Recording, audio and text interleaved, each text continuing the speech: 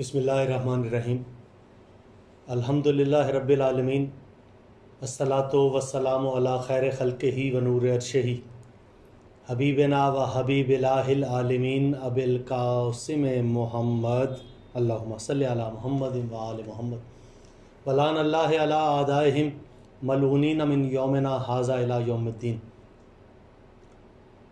معزز سامعین و ناظرین، گزشتہ دنوں پنجاب اسمبلی میں ایک بل پاس کیا گیا جسے پنجاب تحفظ بنیاد اسلام بل 2020 کا نام دیا گیا۔ ناظرین اکرام، شیعان حیدر کرار جہاں جہاں موجود تھے اور جہاں جہاں انہیں علم ہوا، اپنے تئیں ہر بندے نے اظہار کیا اور احتجاج کیا۔ میں بھی ظاہر ہے کہ بہت سے لوگوں کی باتیں سنی میں نے، اور علماء اکرام اور ذاکرین نے اپنے اپنے انداز میں اس کا اظہار بھی کیا۔ بحیثیت شاعر مجھے بھی ایک کلام آپ کی خدمت میں نظر کرنا ہے کہ میرے دل کی آواز کیا ہے۔ اور جہاں یہ کہا گیا کہ وہ کتابیں بین کر دینی چاہیے، وہ کتابیں بین کر دینی چاہیے، تو پھر سب سے پہلے اگر متنازع باتیں بین کرنے والی ہوں تو پھر سب سے زیادہ صحائے ستہ اس قابل ہے کہ اس کو بین کر دیا جائے۔ صاحبان علم و دانش، عقل کی بات ہے، عقل کی بات ہے۔ مولا علی علیہ السلام سے کسی نے پوچھا، یا علی عقل والے کون ہیں؟ مولا علی فرماتے ہیں ہمارے ماننے والے۔ کہا مولا بات سمجھ میں نہیں آئی۔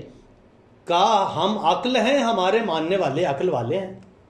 تو جہاں اہل بیت سے محبت ہوگی نا، وہاں عقل موجود ہوگی۔ یہ جو فیصلہ کیا گیا، یہ جو بل پاس کیا گیا، یہ عقل کی بنیاد پر نہیں کیا گیا۔ اگر عقل کی بنیاد پر کیا جاتا تو جن کے صدقے میں نبوتیں ملی ہیں، کیا وہ علیہ السلام نہیں ہوں گے؟ وہ جن کے پسینے کے قطرے سے فرشتے بنے ہیں، وہ علیہ السلام ہوں گے اور یہ علیہ السلام نہیں ہوں گے؟ عجیب منطق ہے، بلکہ منطق کا لفظ ان کے لیے مناسب ہی نہیں ہے۔ وہ کتابیں بین کر دی جائیں، رسول کی 4 بیٹیاں سب کو رضی اللہ تعالیٰ عنہ لکھا۔ بھائی جب ہم مانتے ہی رسول کی 1 بیٹی ہیں، کیسی بے تکی سی بات ہے۔ آپ کسی کے مذہب کے دائرے میں داخل اندازی کیسے کر سکتے ہیں؟ میرا اپنا عقیدہ ہے، آپ کا اپنا عقیدہ، ایک گھر میں رہنے والے چند افراد ہیں اور ان کا بھی عقیدہ مختلف ہے۔ آپ ٹھونس کیسے سکتے ہیں جبکہ قرآن کہہ رہا ہے لا اکراہ فی الدین، دین میں جبر ہے ہی نہیں؟ تو آپ کیسے بزور یہ بات منوانا چاہتے ہیں؟ مجھے حیرت ہو رہی ہے اس بات پر اور ان لوگوں پر کہ جو ہماری ووٹوں سے ایم پی اے بنے ہیں اور ان میں سے کوئی ایک بندہ بھی وہاں پہ احتجاج کرنے والا نہیں تھا۔ خیر، سوالوں کے جواب تو عوام کے سامنے بھی دینے پڑیں گے اور اس دربار میں بھی دینے پڑیں گے، وہ تو خیر بات کی بات ہے، لیکن اپنا اظہاریہ میں ضرور آپ کی نظر کرنا چاہتا ہوں۔ اہل بیت کو رضی اللہ لکھا جائے، یعنی وہ یہ چاہتے ہیں سب کو ایک فہرست میں، ایک ہی قطار میں کھڑا کر دیا جائے، سب ایک جیسے۔ یہ کیسے ممکن ہے؟ وَنُفَضِّلُهُ بَعْضُهَا عَلَىٰ بَعْضٍ، اللہ نے بعض کو بعض پر فضیلت دی ہے۔ یہ کیسے ممکن ہے سب ایک جیسے ہو جائیں؟ کوئی رضی اللہ تعالیٰ عنہ ہے جو 40 سال کے بعد مسلمان ہوا ہے، وہ علیہ السلام ہے جو خانہ خدا میں پیدا ہوا ہے، تو یہ دونوں کیسے برابر ہو سکتے ہیں؟ وہ جس کا ذکر کلمے میں نہ پڑھا کیا جائے، جس کا ذکر نماز میں نہ کیا جائے، نماز نہیں ہو سکتی۔ کیا آپ درود نہیں پڑھتے؟ پھر اس میں ایک لائن یہ بھی لکھیے، درود پڑھیں گے صلی اللہ علیہ وسلم یا صلی اللہ علیہ وآلہ وسلم۔ کیوں بھائی؟ جب نماز اللہم صلی علی محمد وعلی آل محمد کما صلیت علی ابراہیم وعلی آل ابراہیم انک حمید المجید، جب آل کے بغیر درود مکمل نہیں ہوتا اور درود کے بغیر نماز مکمل نہیں ہوتی، تو پھر کیسے آپ کہہ سکتے ہیں کہ آل کو درمیان سے نکال دیا جائے؟ صاحبان علم، یہ لمحہ فکریہ ہے، اور میں عمران خان وزیر اعظم پاکستان اور chief of the army staff کو مخاطب کر کے کہنا چاہ رہا ہوں کہ یہ بل کو پاس نہ کیا جائے۔ یہ تحفظ بنیاد اسلام نہیں ہے، یہ تحفظ بنیاد فساد ہے۔ یہ ایک فساد کی بنیاد رکھی جائے کہ آپ کی حکومت کو کسی نہ کسی طرح یہ لرزہ بر اندام کر دیں اور حکومت ختم کر دی جائے۔ صاحبان علم فکر کیجئے، ہر بندے کو اپنے عقیدے پر زندگی گزارنے کا بنیادی حق حاصل ہے۔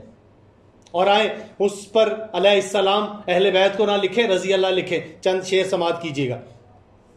اللہ کا جو بندہ علیہ السلام ہے، مطلع سماعت کیجیے گا، توجہ کیجیے گا. مطلع سمجھ میں آ گیا، مجھے اگلے شعر نہ بھی پڑھوں تو پھر بھی قیمت وصول ہو جائے گی. اللہ کا جو بندہ علیہ السلام ہے، آل نبی کا صدقہ علیہ السلام ہے. اللہ کا جو بندہ علیہ السلام ہے، آل نبی کا صدقہ علیہ السلام ہے. تم کہتے ہو رضی اللہ لکھنا چاہیے، تم اعتراض کرتے ہو آل رسول پر. شعر دیکھیے گا. اللہ کا جو بندہ علیہ السلام ہے، آل نبی کا صدقہ علیہ السلام ہے، تم اعتراض کرتے ہو آل رسول پر، اس گھر کا بچہ بچہ علیہ السلام ہے. تم اعتراض کرتے ہو آل رسول پر، اس گھر کا بچہ بچہ علیہ السلام ہے.